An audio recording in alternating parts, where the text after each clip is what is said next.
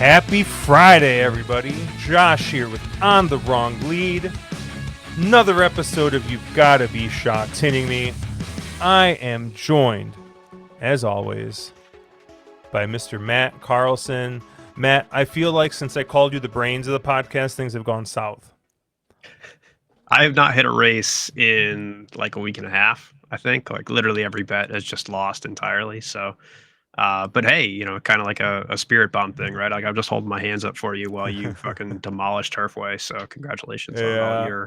your success at least. I So I was hoping that tonight I would be able to do another gloat about hitting the Turfway pick 5 tonight on Friday, but instead I just did it 2 days early and I hit it on Wednesday instead. So that was nice. It's getting me a little bit of bankroll for Vegas. I'll be in Vegas next week, so next week's going to be light content wise for On the Wrong Lead. We're gonna basically I think we're gonna get an episode of drinking champagne out on Tuesday, but I'm not seeing a live stream happening. This is probably not going to happen next week. Yeah,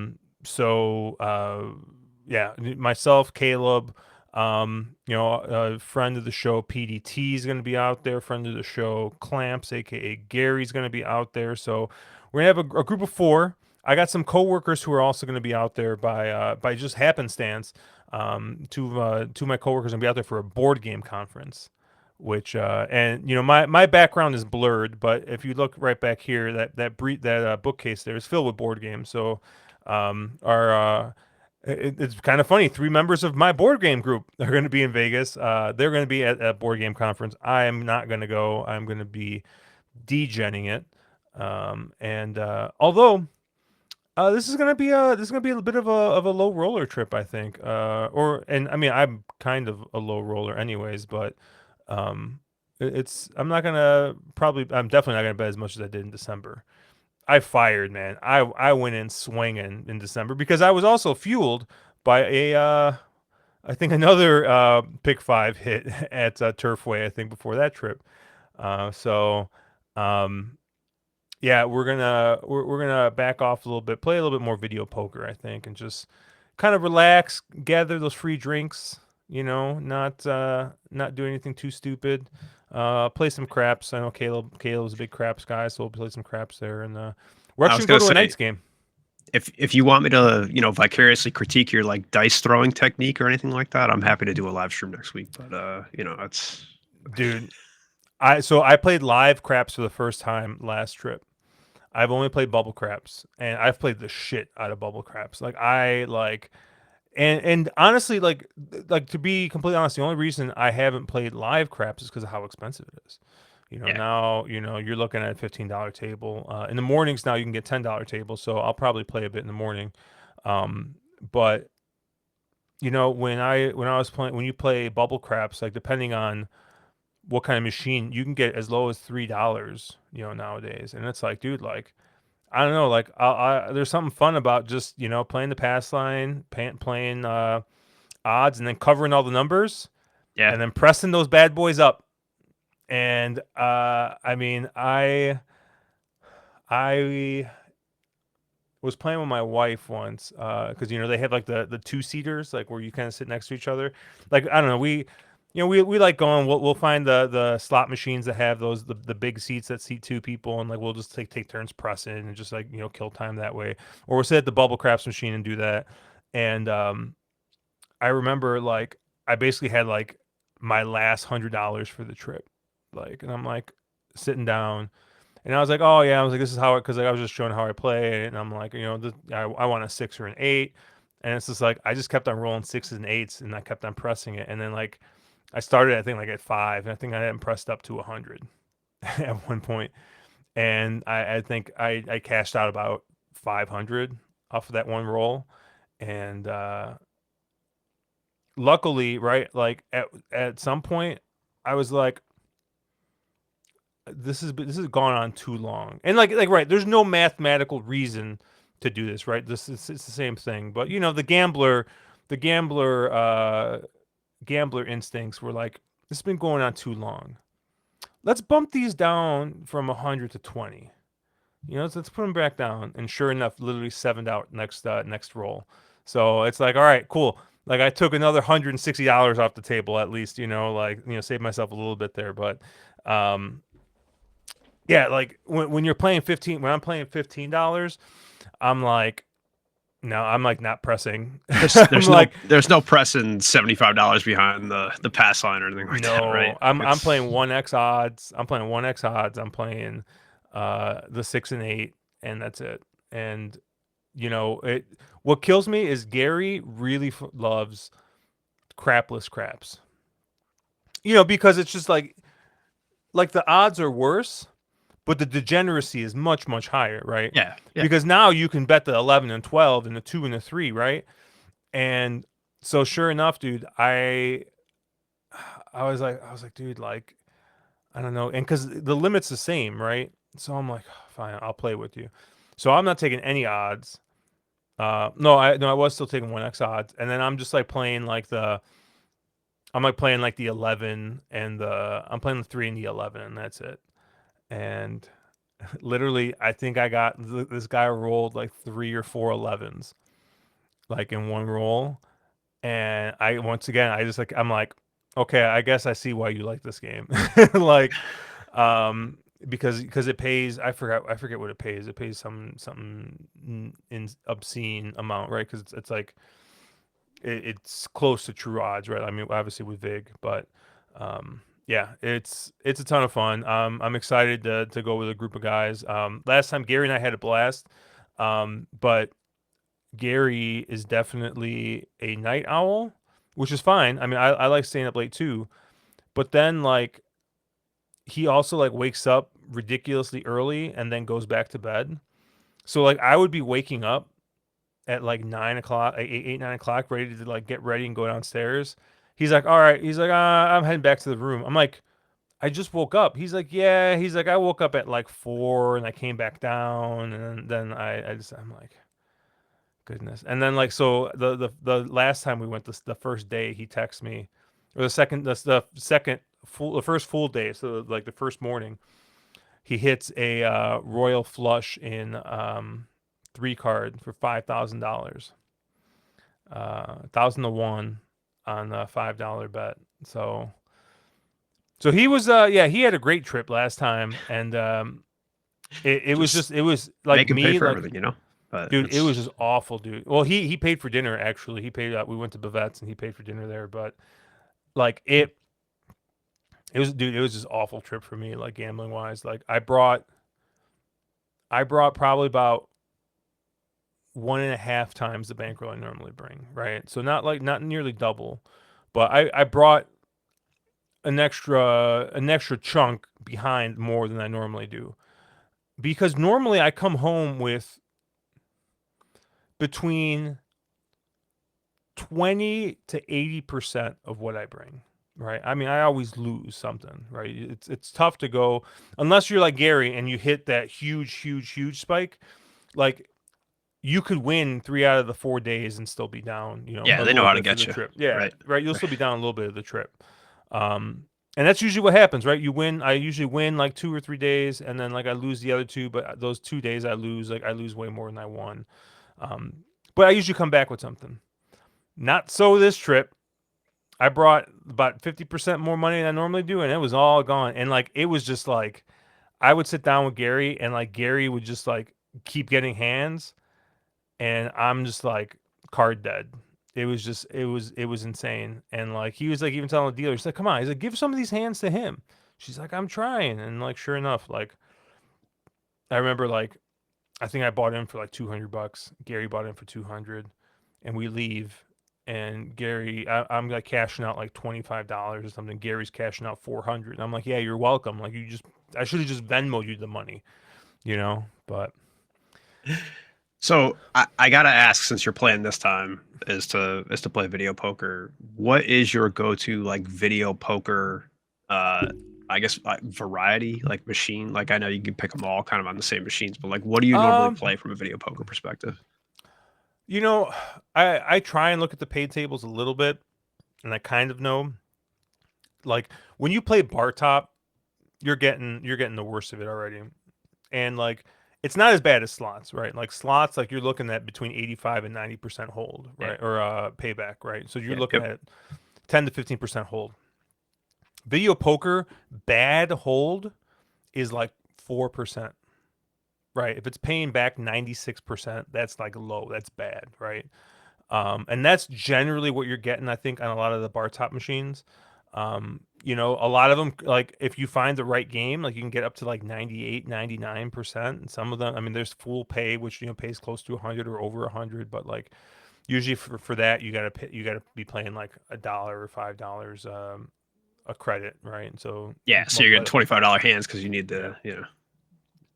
But I generally like, I believe it's called, I generally like just regular bonus poker or double bonus poker, I think is what they're called. So like the ones that where you if you get four of a kind with a kicker, like you get a better payout. Yeah. Yeah. Um Yeah, or and if you get like four deuces or like, face yeah. cards, you get better payouts and whatnot. Yeah. Yeah. So and like I'll mess around with those, and like the strategy is basically kind of sort of the same, but like there is variance. I actually have a trainer app on my phone that I'll mess around with and I'll play with, and like it'll tell you like when you make mistakes, just so like I kind of like, because like once you get drunk, and which at the Luxor I get drunk because the Yard hanging bar around your neck. Yeah. the bar I go to, like I remember the guy, he's like he's this older guy, and I just ask him for like a Makers on the Rocks or something, right? And he brings me like, like the smallest glass they have, right? They fill like whatever, Um, and I tip him $5, and he's like, oh, he's like, thank you, right? And like caught him off guard, and I was like, okay, like it's fine, like, and so he comes back, and um, all of a sudden, dude, the glass is bigger, and there's a lot less ice in that thing, and dude, they were coming. Right? And like, I mean, I basically like broke even on video poker. I might have tipped the guy out $20, and I got like 4 or 5 double makers marks on ice. I mean, I was blitzed. I was gone, and like, yeah, I mean, it's the best. Like, and I always tell people that like it's really hard with video poker to like get like completely busted out and like wiped out. Like it can happen, right? Like streaks happen, like all that stuff, whatever. Um, but um, generally speaking, like the times I've played, I'll put 100 in the machine. I'm playing 25 cents, right? So $1.25, and like usually I like leave up or down between like down $40 and up $40. I tip out, between $10 and $20, right? So like we're looking like up or down like $50 basically. And it's like, dude, like I usually get like 5 or 6 cocktails, and like, just have a good time. Just enjoyable. Like, sit there, you bullshit with your friend, and it's just like, if you hit a couple of big hands, like, you leave with a little bit of money. Like, and like it's not like you're gonna like lose it all really quickly. So I don't know, it's fun. It's kind of what I've been attracted to lately, just because it's a good time sink. Like when you play slots, dude, like you could put. I mean, I was telling Yeah. my You're wife grinding. Like, the first day, I had like $100, 125 or $150 in free play, and I put $100 in the machine. I lose it like super quick. And I'm like, okay, whatever. I'll go to another machine. Put $100 in, lose it real quick. Then I'm like, all right, like I gotta fucking slow down because it's like it's like 10 a.m. and Gary's not getting here for 12 hours. My room's not ready, like, and I'm already down $200. I've literally been in the casino for like less than an hour. So I play through the free play, and I turn that $125. I think I literally like variance just absolutely awful. I think I end up with like $40 out of it. Like it's just awful, so bad. And I lose that, and I'm just like, dude, like what? So then that's when I went to the craps table and I slowed stuff down a little bit. Had the slowest roller in the history, who was just like blitzed out of his mind at 10 o'clock in the morning, and it was a good time. But yeah, I think that's enough Vegas talk uh, for uh, for this show. I'm sure drinking champagne we'll talk a little bit more, since I know Andrew's a big Vegas guy. And Matt, when was the last time you were in Vegas? I think probably 10 or 12 years ago. So Wow. I'll tell a story about not on this episode, but at some point I'll tell my story of how I tried to game Surrender Nightclub by playing craps with a $40 cover charge. So it's not a story for today though. So That's a great. I need to hear that story. Because I've never even heard of Surrender Nightclub, so that must be long, long gone. Um, probably yeah. let's. So we're gonna start here with the late pick three here. Race 8, the Tahing Handicap, 1,400 meters, unicorn distance, 7 furlongs, Class 2 racing, and yeah, you got a field of 11 in this race.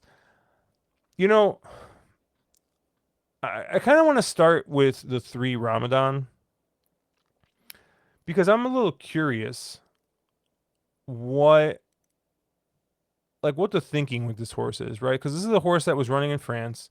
Um, I believe the horse was like 5 for 10 in France with a number of group wins. I think he's had like a couple of group 3 wins, and I think he even had a group 2 win over a mile, if I remember correctly.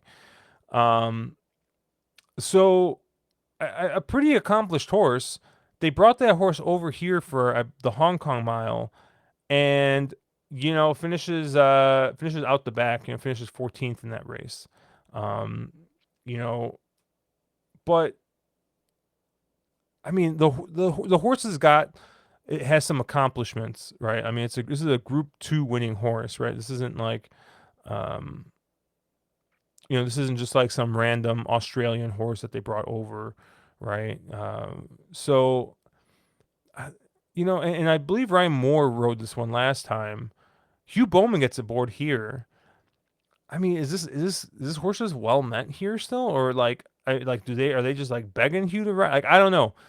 I mean, obviously off that last effort, you shouldn't bet this horse, right? I mean, that horse basically ran out the back. But I was first starting Hong Kong, right? It was 3 months ago. Horse has been here a little while. Maybe has been as acclimated a little bit better to life in Hong Kong, right? Maybe starting to speak Chinese a little bit. And I don't know. I think I'm gonna have this horse as the B on my tickets, um, because I don't. This isn't the horse I want to lose to. Um, and I really don't know how this horse is gonna get bet in here. To be honest with you, um, horse drew well again. So I don't know. Maybe I'm reading too much into the fact that Hugh Bowman board. I mean, this is a horse that's got back class, and it's second up here at Hong Kong. I mean, obviously, I mean, it's going to be hard to run worse than he did last time out. So obviously, you're going to get some improvement, but just how much I don't know. But I have that horse as a B. I thought he was just an interesting horse in here. I'm curious what you kind of thought on that horse. I mean, to bury the lead a little bit, right? Like, I like the 5 specifically because Ryan Moore is here. He's racing and he's not on that horse, right? Like, he's on Mm, Dancing Code. okay. And so, I mean, I'll talk a little bit about it, right? But, like, I didn't really know what to do with Ramadan, but I thought that it was telling that Ryan Moore is not riding that horse right now. So, Okay. My two A's in this race are actually two horses that are are moving up in class in here. Um, and that's going to be the 11 Lucy in the Sky and the 7 Outgate. The 11 Lucy in the Sky probably a little bit more of a horse that probably makes a little bit more sense if you're looking at PPs, looking at figures. Right, has got a number of nice races. Right, has got one win at distance with a fourth, um, and has got I think back numbers that fit in here. Um, a couple of like the clunker 3 back and that 4-year-old restricted race, was kind of out in the parking lot. kind of forgive that. Um, I don't really know what happened last time out, um, but I like the fact that they're stretching this horse out. I like the fact that Karis Teaton's getting the board here again.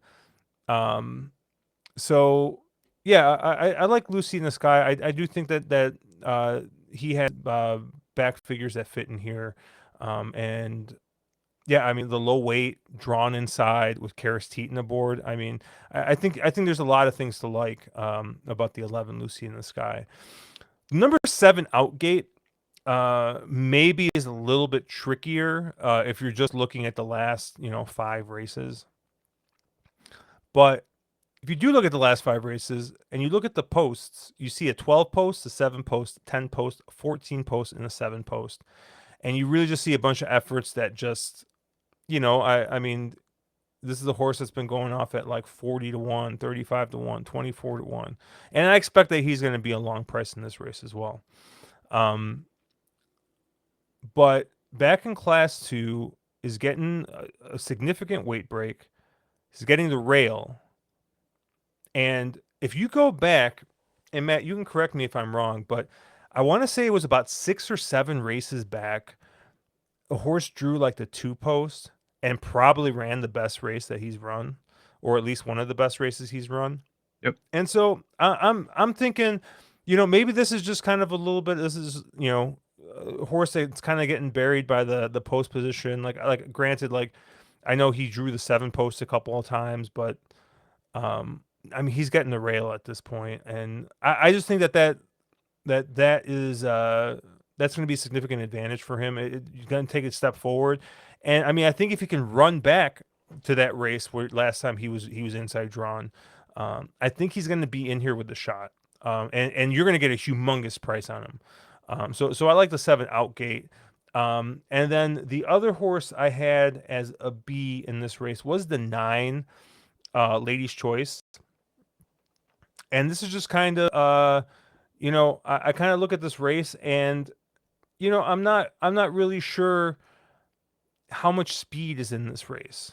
And I think the 9 Ladies' Choice is probably your leader in this race.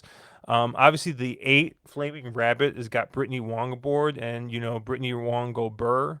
She only knows how to do one thing, and that's get out fast. But that's a horse in the 10 post, and as we've seen and talked about, when these speed horses get drawn out wide, it's not like they make it easy for them, because everyone else is trying to actually get their position. And so it's not like they're just going to like let Brittany Wong just, go ahead and cross over all the way. So I think she's going to have a bit of a hard time crossing over all the way to get up to the lead on the 9 Ladies' Choice. So I could kind of see the 9 maybe getting a hair loose or a hair comfortable up here up front. Or at the very least, I mean, not expending nearly any energy getting the lead. Like Flaming Rabbit's going to have to. So I thought Ladies' Choice could be one that might be able to go wire to wire here at about at a middle price, maybe like an 8 to 10 to 1, somewhere in that range. Um, but that's kind of how I saw it. I'm gonna use the 7 Outgate and the 11 Lucy in the Skies A's. I'm gonna use the 3 Ramadan and the 9 Ladies' Choice B's. What did you land, Matt? Yeah, I talked a little bit already about Dancing Code just based on kind of the jockey move. Um, and I think this is a weak enough field, right? Like this is probably the weakest class 2 race you're going to get. And Yep. so this is mostly a class 3 race, right? Like I mean, you call it class 2, but really it just kind of impacts the weights. Um, Look, I mean, I think Dancing Code kind of fell victim the last couple of races to bad draws. I do like that Moore gets up. I think should run a little bit better. And right, I mean, I just think class wise, this is probably the horse that stands out in this field. I know like the one horse like Healthy Happy, right, has been running a lot of group races, etc. But I don't know, kind of has never run well enough. Like unless you end up with a wet course, I think a horse like Happy Healthy probably just doesn't have enough to beat this field. And so I kind of defaulted, I think, to the 5.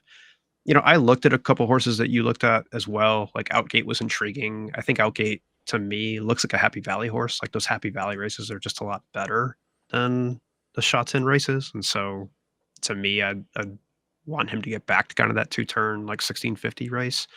Um, I do like the 9. I do think there is an angle where that horse does wire because there's just not a lot of speed in here. And so, TBD. But if you have a speed horse at 115, kind of always willing to take at least a little bit of a chance on it.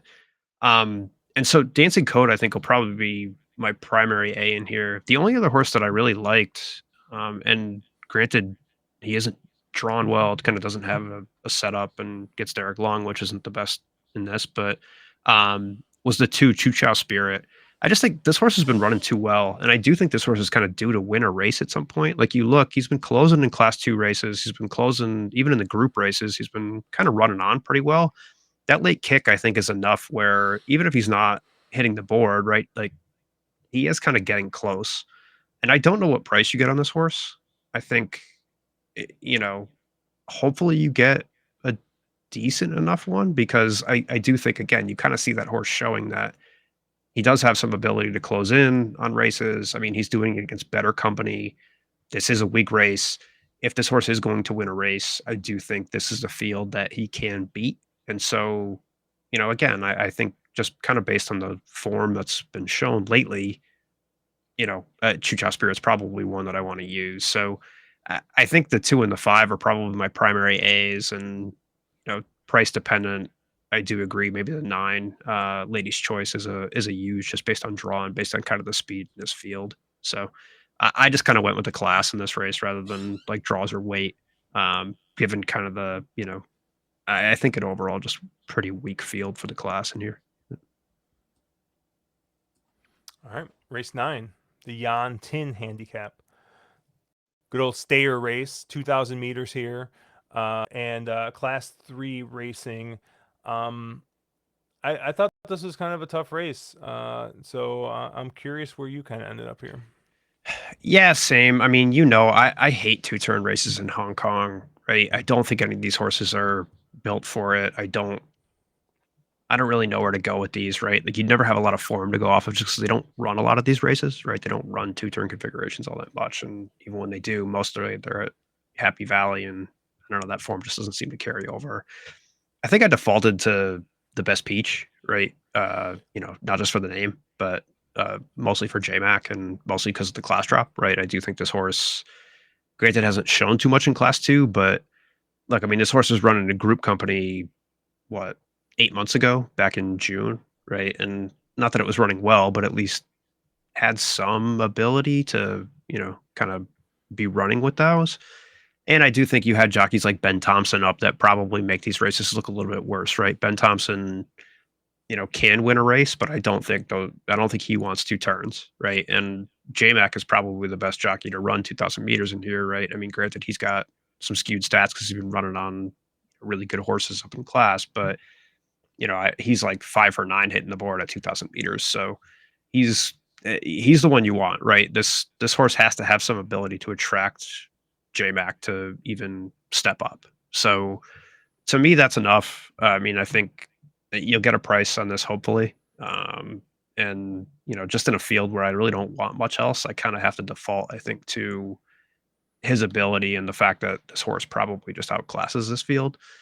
The couple of the horses that I do want, I think the 6 Naval Force, same kind of idea, right? This horse is running in class 2. He is lightly raced on here. So this is kind of the 4th race in Hong Kong. You can kind of squint and say, hey, this horse has been moving forward a bit. I do like that Tom Marquand, you know, uh, chose to ride here instead of like the 3 Agenda, right? I think he at least had a choice and, you know, kind of chose Naval Force instead. So I do think it's worth a shot, right? I'll use Naval Force as a B. And then the 8 Definitive, right? I don't love the draw. I think, potentially he ends up in a speed duel with Pray for Mir a bit. But I do think Pray for Mir, this is probably just too long for that horse to me. He's kind of that get out to the lead and try and be a stayer.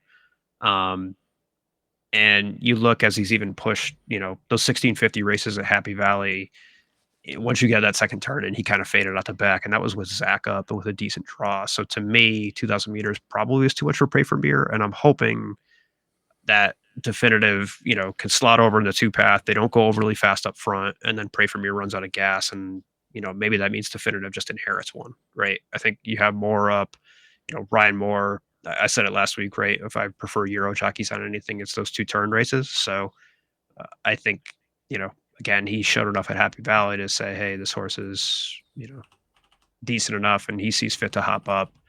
And I think he's probably used to the configuration, right? And so the 13 draw bothers me a little bit, but I think given kind of the lack of speed and the longer race, he can probably negotiate a position where he's not going to end up too bad the way things slot up. So my primary play will be through the best beach, and I'll use Naval Force and defend it at the 6 and the 8 as Bs in here.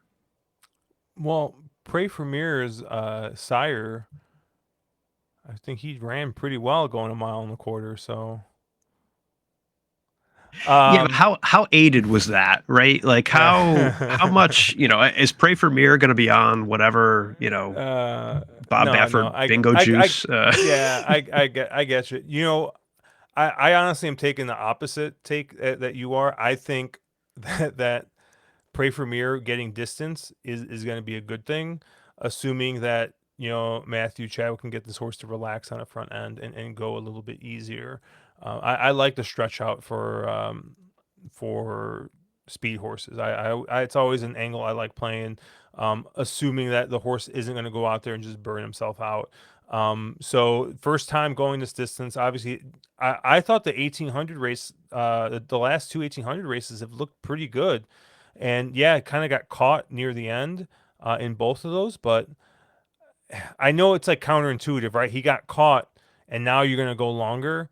But I don't know. I think sometimes that with some of these stayers that that kind of thing just ends up working a little bit. So I like to stretch out for the 7 Prix Premier. The 6 Naval Force, I think of the horses that have run this distance, probably looks the best. And I like the fact that Marquand gets aboard here. I kind of saw it the same way you did. He had choice, I think, between two mounts, and he picked this one.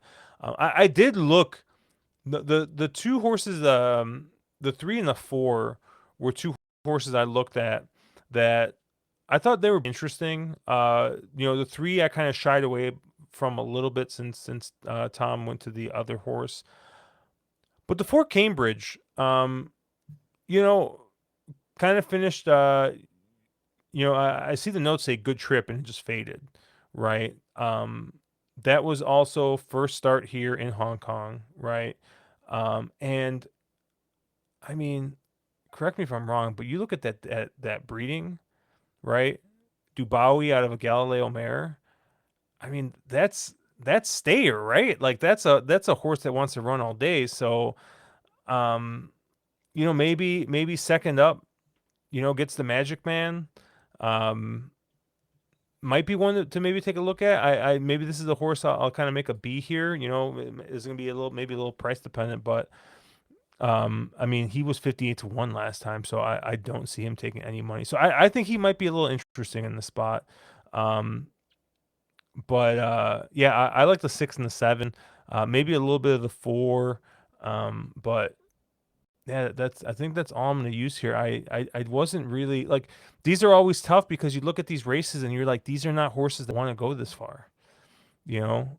But when I look at horses like the 7, like the 6, and like the 4, those look like horses that probably do want to go this far. So maybe one of those can kind of step up, but um, yeah, I think I these races are always tough because right we say all that, and the next thing you know, right, like one of these horses that has only run at like 6 furlongs, 1,200 meters, all of a sudden it comes up and is like, hey, I can run 2,000. So I don't know, It's it's funny. a tough race. So I've had to like adjust, right? Because like I run stats for jockeys, and obviously Marrera has like fallen off of all that because I run him for the past year, and he hasn't been here in a year. So I did just run Marrera's stats running 2,000 on turf for the like basically all the data that I have, which I think goes back to like 2021, maybe, maybe further. But he is a 24% jock on 2,000 meter races. So Well then, I might add that one. that could be foreshadowing to something later in the podcast. Um, anything else in that race? No, I hate 2 turn races here. Well, good thing we're going back to 6 furlong, 1,200 meters here for the last race. The Yaoi Handicap, Class 3 racing, 6 furlongs, 1,200 meters.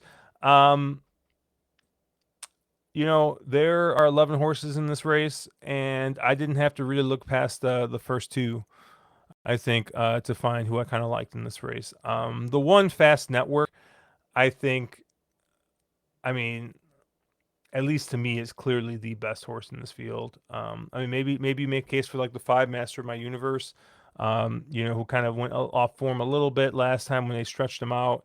Um, but yeah, I think the one Fast Network, I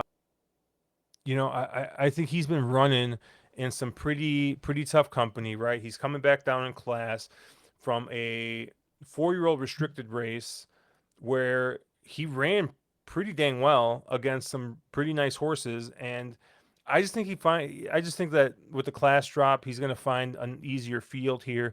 He gets J Mac aboard. Um, and yeah, I think the cutback, I think, is what he wants to do. I don't think he wants to go that 1 mile. I think the 1,200 meters, maybe even the straight 1,000 is probably what he wants to do. Um, so I like the one Fast Network here, and I think the two Glory Elite is going to be your pace setter here, and I think that he's got a couple of races that definitely do fit. I think that last race was pretty good. He was leading for most of that race, and then he got nailed at the wire to finish third by half a length. Um, and I thought that race looked pretty good. He obviously he's coming back here. He's staying the same weight. He's not even actually picking up any weight.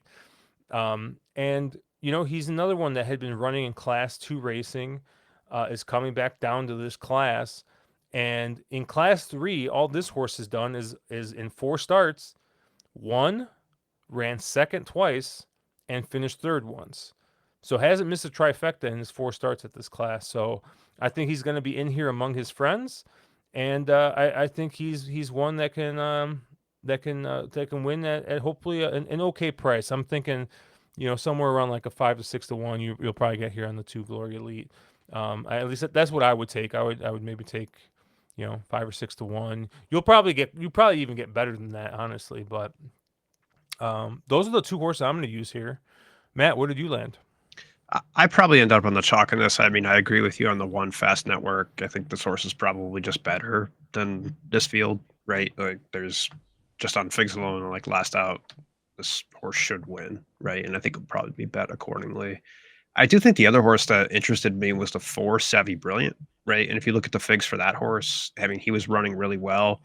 And the last out, you can obviously excuse, right? That horse bled, kind of jumped poorly, settled in the rear. The notes I have on the vet line were substantial blood bus barrier trial. So that horse has been off since December because it, had to recover from that. I say it probably every week at this point, right? That to me is appealing, right? When a horse has to trial, like they will not let those horses race until they're fully recovered. So I don't know how good this horse is, right? And I do think that's a fine angle because you end up saying like you're probably going to get a price, right? People just see that and they say, oh, the horse, ran into trouble. The horse didn't run that well. The horse is off form. It's never run above class 3. We don't know how to run off the layoff. And to me, those are always opportunities. So I don't know what price you get on Savvy Brilliant, but I do think if that horse kept progressing, like it probably can compete uh, with the one, right? It can compete with Fast Network. So those are kind of the two horses that I would want to use in here. The only other horse that I think you could make a case for in here is the 9 Blazing Wind. Uh, Look, I think the Class 4 races, I think, are arguably good enough where if he gets the right setup and he gets the right trip, you know, maybe, right? I don't think he's as good as Fast Network or Savvy Brilliant, but I do think he's run decent enough races to, kind of show here. I don't know what price you get on this horse. He drops 5 pounds off of the last effort. The last effort up in Class 3 was okay, but probably didn't have many excuses, right? I mean, ran at 120, had a good draw, ran a pretty slow pace, and just kind of faded to another horse that was on the lead. So to me, my gut reaction is can't compete in this class, right? Like if you're going to win a race, that was the race to win.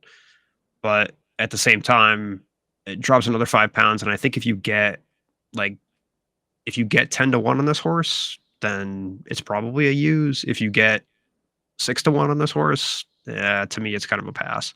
So, maybe the 9, but I think primarily most of my money will be through the 1 Fast Network and the 4 Savvy Brilliant in here because I do think they're just kind of head and shoulders above the rest of this field. Anything else in this race? Hopefully, I'm alive to it. I've been dead leg 1 and then re-dead leg 2 and then dead again leg 3 the past couple weeks. So, Well, then why don't you talk to me about your best bet? Where is your best bet at? so we I was trying to coach you through what I thought you would pick, and I was like, "Oh, we're gonna end up on the same horse, like no doubt." But you took some time. But to me, I know we've talked about this, like even on the podcast, and which is funny for a jockey that's not even racing here. But we talked about John Morera, who's back in town, and we've talked about the Magic Man and how his specialty was racing on dirt. And lo and behold, we have John Morera in town, and we have dirt. And to me, anytime you could find him on dirt, that's a send. And guess what? We have race 3. We have the 5 Fighting Machine, right? We have him back in his element against horses that I don't think have ever run a fig even close to, well enough to beat him in here. And oh, by the way, right? Like I ran those figs or ran the numbers like I just pointed out a couple races ago. Uh, he's like a 23% jock lifetime on 1650 on all weather, right? I think he's something like I forget what numbers I actually had, but right, like 24%, right? I mean, he's winning a quarter of the time, and that's with full 12 horse fields on here. This is what, Zhao did. He was the best dirt jock in Hong Kong for years until he, kind of decided to take his ball and go home. So I think that's all you need in here, right? I'm confident that he will win this race. I don't see anything else in here that can compete. I, you know, I think if he runs a half decent race, he wins by a couple lengths in here. So I'll be sending pretty big through fighting machine in race 3, and love to see the Magic Man back on dirt, back here. Yeah, I mean, I had a hard time finding another play I really liked, and I saw Magic Man on dirt. I saw a horse that was also drawn way outside the last 2 times, and is getting a much better draw here. I mean, yeah, we'll see. We'll see what price we get on this We horse. this horse is going to be carrying extra weight if we're both on it, right? Like you Yeah, I just know. know that, right? Yeah, I mean, like, yeah, it'll be interesting to see because, like, I like the 6 never peter out is a horse that's coming in here in great form, right? 3 straight wins at this trip, um, but like it's incredible because that horse, won 3 straight races and went off at 6.2, 9.1, and 6.4. Right? I mean, this horse didn't take like I guess took some money, but like you were still getting a pretty decent price on this horse through that. So I really don't know what price you're gonna get on the 5 Fighting Machine. But honestly, like I don't know. I'd probably take 3 to 1, 3.5 to 1 on this horse. I mean, I like this horse. Even if this horse goes off as at favorite at that kind of a price, I mean, I'd still fire. I think so. I really like this horse. Is the horse I think that is has done. I mean, has run 4 seconds in 5 starts, and is getting a better draw, and is getting basically the best jock that Hong Kong has seen in the last 10 years on dirt. So yeah, I love the 5 Fighting Machine. I tried to make case for a couple other horses, and I just really couldn't. Yeah. So yeah, we're no beer bet this week. So we can each drink our own beers, but I do believe it's 2 to 1. I think I got one on you the other week, if I remember I was going to correctly. ask. I didn't even check because I think both of our horses were. They probably were cut into the replay before both of them finished, but